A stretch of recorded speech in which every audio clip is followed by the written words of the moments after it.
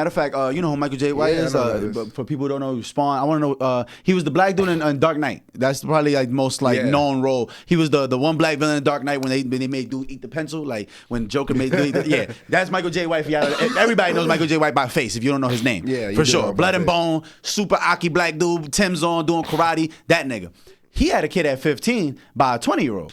You feel me? But he used to lie and tell people that he was 18 because everybody already thought he was a grown-ass man. He didn't even tell people his age. Everybody just thought he was a grown-ass man. So long story short, he ended up having a baby at 15. She's 20. They ended up having a paternity test, a paternity court case or whatever.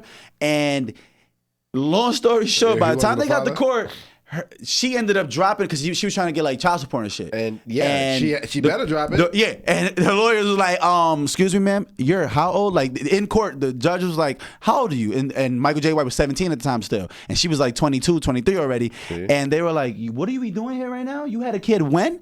They were like, and the judge was like, yo, we're going to close this. Because this shit's going to get out of hand. This is also like in the 80s, 90s. But the judge was like, yo, we're going to close this because this is really a rape case that we need to be talking about. Not no fucking, not no paternity, nothing. We don't need none of that right now. What we need to know is that you should walk out of here before you go to jail because you're going to go to jail for this. Because he was still 17. He was still a child. And it's just spooky because that's one of them situations where people don't even know what they got going on. Like, you had a whole child with a 15-year-old? Like, what the fuck? That was rape. He was raped. Literally. Like, that's crazy. And this goes back to the whole Suki thing. We don't even associate her with that moment. Yeah, but you're if right. the roles were reversed, no. We would have He would be in prison. Oh, she would be in prison if the roles were reversed. Registered sex offender. Facts. So you want to move to the neighborhood?